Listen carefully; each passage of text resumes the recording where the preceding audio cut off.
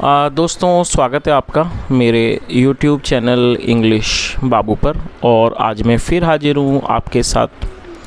और दोस्तों, आज जो स्टोरी मैं आपके लिए लेकर आया हूँ ये कल की ही स्टोरी का सेकंड पार्ट था। और दोस्तों, यदि आप चैनल पर नए हैं और आपने पिछला वीडियो नहीं देखा है तो आप इस कहानी का पूरा भाग सुनने के लिए, पूरा समझने के लिए पिछला वीडियो जाकर देख सकते हैं। और दोस्तों, कल की जो कहानी थी उसका टाइटल था द फ्रेंडशिप, और इसे हम यहाँ तक कवर कर चुके हैं कल। तो दोस्तों, आज के इस वीडियो में मैं इसे यहाँ से पढ़ना शुरू करूँगा और आज के इस वीडियो में ये पूरी कहानी आज कवर हो जाएगी। तो चलिए दोस्तों, आज की इस कहानी को हम शुरू करते हैं। और मेरी आप लोगों से रिक्वेस्ट है कि आप कहानी को बिल्कुल ध्यान से सुनें, और यदि आज की कहानी में आपको कोई भी नया वर्ड या फिर नया स्ट्रक्चर मिले तो आप उसे नोट करें, और यदि कहानी पसंद आए तो लाइक भी ज़रूर करें। तो चलिए इसको शुरू करते हैं। The snake went to Mool Dutt and said, "Dear friend, I have eaten all the frogs whom you wanted me to eat." क्या मतलब हुआ? The snake went to the Mool Datt and said. दोस्तों, ये जो वाक्य है ये एक पास्ट इंडेफिनिट का ही अफर्मेटिव वाक्य है। और जब हम पास्ट इंडेफिनिट में कोई भी अफर्मेटिव का वाक्य बनाते हैं तो वहाँ वर्ब की सेकंड फॉर्म का यूज़ किया जाता है। गो मतलब जाना, second form went. The snake went to Mool Datt. सांप मूल दत्त के पास गया और कहा, डियर फ्रेंड, प्यारे दोस्त, I have eaten all the frogs whom you wanted me to eat। दोस्तों, ये जो वाक्य है ये एक प्रेजेंट परफेक्ट का वाक्य है। प्रेजेंट परफेक्ट का मतलब होता है वर्तमान में किसी भी क्रिया का पूरा होना, पाया जाना। और ऐसे वाक्यों में हैज़ या फिर हैव का इस्तेमाल किया जाता है हेल्पिंग वर्ब के रूप में, और साथ में वर्ब की थर्ड फॉर्म लगाई जाती है। यदि सब्जेक्ट आई, वी, यू, दे या फिर प्लूरल नाउन होगा तब हमें हैव का यूज़ करना होता है, और यदि सब्जेक्ट ही, शी, इट या फिर सिंगुलर नाउन होगा तब हमें हैज़ का यूज़ करना होता है। तो फिलहाल सब्जेक्ट आई है जिसके साथ यहाँ हैव लगाया गया है, और ये ईट की थर्ड फॉर्म है ईटन। आई हैव ईटन, मैं खा चुका हूँ। ऑल द फ्रॉग्स, सारे मेंढकों को। whom you wanted me to eat, मतलब जिनको तुम चाहते थे मैं खाऊं। तो इस तरह से पूरी लाइन का क्या अर्थ निकला कि जो सांप था वो मूलदत्त के पास गया और उसने कहा कि प्यारे दोस्त, I have eaten all the frogs whom you wanted me to eat, मतलब मैं उन सभी मेंढकों को खा चुका हूँ जो तुम चाहते थे मैं खाऊं। बट नाउ, लेकिन अब, I want to eat more frogs. और दोस्तों, ये जो वाक्य है ये एक प्रेजेंट इंडेफिनिट का वाक्य है। प्रेजेंट इंडेफिनिट में जब हम कोई वाक्य बनाते हैं तो यदि subject I, we, you, they plural होगा तब हमें फर्स्ट फॉर्म का यूज़ करना होता है, और यदि ही, शी, इट या सिंगुलर होता है तब फिफ्थ फॉर्म का यूज़ करना होता है। तो यहाँ सब्जेक्ट आई है जिसके साथ फर्स्ट फॉर्म लगाई गई है। और दोस्तों, इस वाक्य में दो वर्ब का यूज़ किया गया है। तो जब हम कोई भी ऐसा वाक्य बनाते हैं जहाँ हम दो वर्ब का प्रयोग करना चाहते हैं तो पहली वर्ब के बाद हमें टू का यूज़ करना होगा कंजक्शन के रूप में, और टू के बाद वर्ब की फर्स्ट फॉर्म लगाई जाती है। तो उसने क्या कहा, बट, लेकिन, नाउ, अब, I want to eat more frogs, लेकिन अब मैं और मेंढकों को खाना चाहता हूँ। और दोस्तों, जैसा मैंने आपको समझाया कि दो वर्ब में पहली क्रिया के बाद टू के साथ फर्स्ट फॉर्म लगाते हैं, तो अब मैं आपको एक दो वाक्य दूंगा, तो आप उन्हें ट्रांसलेट करें दो वर्ब वाले, और आप उन्हें कमेंट में बताएं। आप नोट कर लीजिए वाक्यों को। पहला वाक्य है, मैं आपसे मिलना चाहता हूँ। आई रिपीट द सेंटेंस, मैं आपसे मिलना चाहता हूँ। दूसरे वाक्य को नोट कर लीजिए, राजू साइकिल खरीदना चाहता है। राजू साइकिल खरीदना चाहता है। दोस्तों, दोनों ही वाक्य इसी तरह से आपको बनाने हैं जैसा यहाँ पर वॉन्ट का यूज़ किया गया, तो आप दोनों को ही ट्रांसलेट करें, कॉमेंट में बताएँ। आगे देखिए, all the frogs I knew are now dead. क्या अर्थ हुआ? ऑल द फ्रॉग्स मतलब कि सारे मेंढक, आई न्यू जिन्हें मैं जानता था, आर नाउ डेड अब वो मर चुके हैं। From where should I bring you more frogs said Mool Datt. क्या अर्थ हुआ? यहाँ से देख लेते हैं, फिर आपको पूरी मीनिंग समझ में आ जाएगी। और दोस्तों, ये जो वाक्य है ये भी पास्ट इंडेफिनिट का वाक्य है जहाँ सेकंड फॉर्म लगाई गई है। नो मतलब जानना, second form knew. All the frogs I knew are now dead. तो उसने क्या कहा कि जितने भी मेंढकों को मैं जानता था, आर नाउ डेड अब वो मर चुके हैं। फ्रॉम वेयर कहाँ से, should I bring you more frogs. दोस्तों, यहाँ शुड का यूज़ किया गया। देखिए, शुड का यूज़ जो है वो वाक्यों में सलाह के लिए किया जाता है। कल भी मैंने आपको शुड के बारे में समझाया था। उसके अलावा जब हम कोई ऐसा वाक्य बनाएं, आप इसे नोट कर ले, जहाँ पर वाक्य की टेल पर ए और ऊ के साउंड आते हैं, जैसे कि मैं क्या करूँ, मैं कहाँ जाऊँ, हम क्या करें।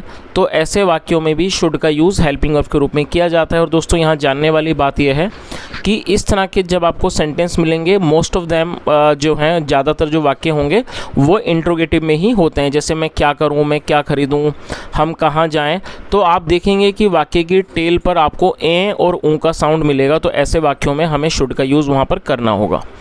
तो इसका क्या अर्थ हुआ, उसने क्या कहा कि जिन मेंढकों को मैं जानता था वो सारे अब मर चुके हैं। From where should I bring you more frogs, bring मतलब लाना। मैं अब आपके लिए और मेंढक कहाँ से लाऊं, सैड मूलदत्त, मूलदत्त ने कहा। चलिए, डोंट से दिस, ऐसा मत कहो। लुक, देखो, how much I did for you, मैंने आपके लिए कितना किया है। तो उसने क्या जवाब दिया कि ऐसा मत बोलो, देखो मैंने तुम्हारे लिए कितना किया है।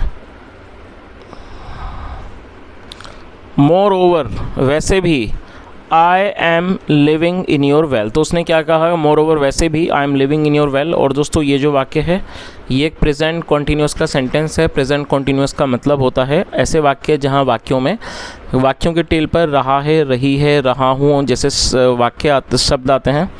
और ऐसे वाक्यों में इज़, एम, आर का यूज़ किया जाता है हेल्पिंग वर्ब के रूप में। साथ में वर्ब की फोर्थ फॉर्म लगाई जाती है। वर्ब की फोर्थ फॉर्म का मतलब होता है वर्ब की आईएनजी फॉर्म। तो क्या अर्थ हुआ, मोर ओवर वैसे भी, आई एम लिविंग, लिव मतलब रहना, वैसे भी मैं, I am living in your well, वैसे ही मैं आपके कुएं में रह रहा हूँ।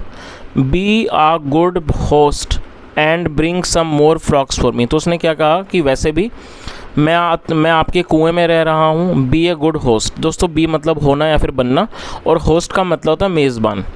मतलब एक तो मेहमान होता है जो घर किसी के जाता है, और जो उस व्यक्ति की का अतिथि सत्कार करता है उसको क्या कहा जाता है इंग्लिश में, मेज़बान। तो उसको इंग्लिश में होस्ट कहते हैं। तो क्या अर्थ हुआ, बी अ गुड होस्ट, एक अच्छे मेज़बान बनो। And bring some more frogs for me, और मेरे लिए कुछ और मेंढक लाओ। सेड द स्नेक, स्नेक ने, सांप ने कहा। आगे देखिए,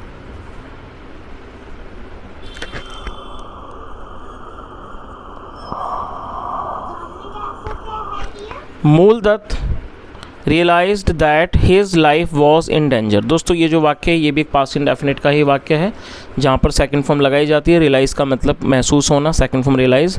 मूलदत्त को एहसास हुआ, महसूस हुआ या कह सकते हैं एहसास हुआ, दैट कि his life was in danger, कि जो उसका जीवन है वो खतरे में है।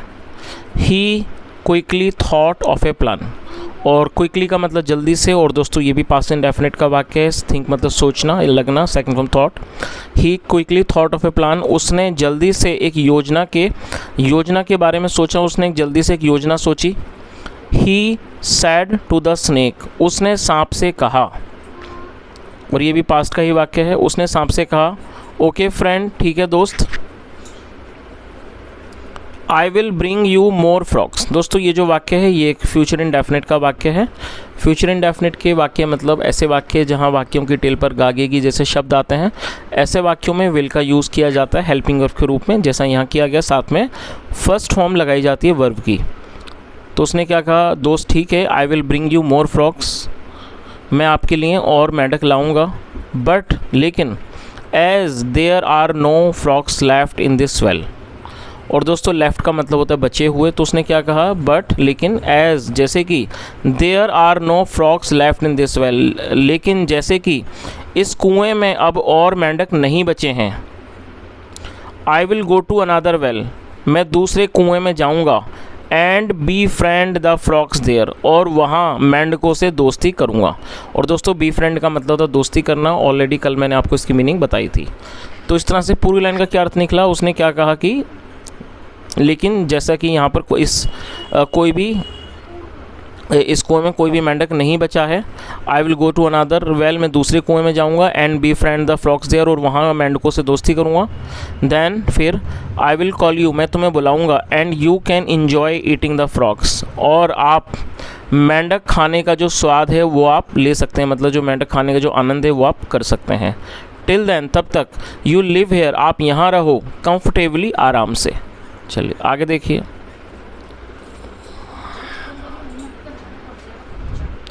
The snake agreed. दोस्तों ये भी पास्ट इंडेफिनिट का वाक्य है। अग्री का मतलब होता है किसी बात पर राज़ी होना, सहमत होना, और ये सेकंड फॉर्म में सांप था वो तैयार हो गया, सहमत हो गया।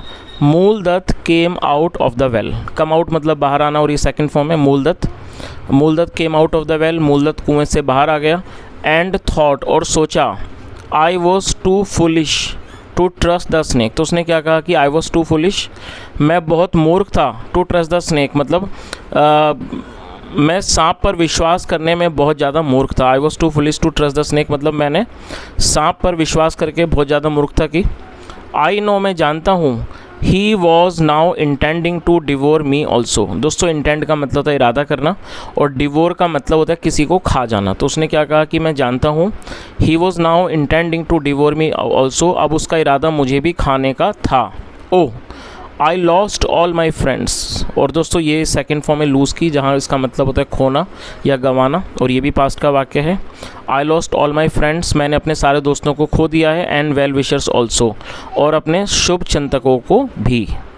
चलिए, तो दोस्तों इस तरह से ये छोटी सी कहानी यहीं ख़त्म होती है। जैसा हमने देखा कि जो मेंढक था, मेंढक ने अपने दोस्तों से या फिर रिश्तेदारों से बदला लेने के लिए एक सांप से दोस्ती की, और आखिर में उसके अपने ही जो जान थी, उसके जो अपने प्राण थे, वो भी खतरे में पड़ गए। तो दोस्तों ये आज की छोटी सी कहानी थी, और मैं उम्मीद करता हूँ कहानी आपको अच्छी लगी होगी। यदि मेरा पढ़ाने का प्रयास भी अच्छा लगा हो तो आपसे रिक्वेस्ट है, आप इस वीडियो को ज़रूर लाइक करें। और उसके अलावा दोस्तों आज मैं आपको एक छोटी सी एक्टिविटी देना चाहूँगा। और दोस्तों एक्टिविटी ये है कि देखिए यहाँ पर एक मॉरल लिखा है, एक बार आप इसे पढ़ लीजिए, मैं भी पढ़ देता हूँ। वंस बिटन ट्वाइस शाय। दोस्तों ये इस कहानी का मॉरल है। उसके अलावा ये एक प्रोवर्ब है जिसे हम हिंदी में कहते हैं कि लोकोक्ति या फिर मुहावरा, इडियम। तो आपका आज एक्टिविटी ये है कि आप इसकी जो मीनिंग है वो आप ट्रांसलेट करके बताएं, यदि आप जानते हैं तो जो भी इसकी मीनिंग है वो आप कमेंट में ज़रूर बताएं। तो दोस्तों ये आज का छोटा सा वीडियो था, यदि पसंद आया तो ज़रूर लाइक करेंगे। उसके अलावा जो भी आपका फीडबैक हो वो कमेंट में ज़रूर बताएं। यहाँ तक सुनने के लिए thank you so much. Have a nice day and bye.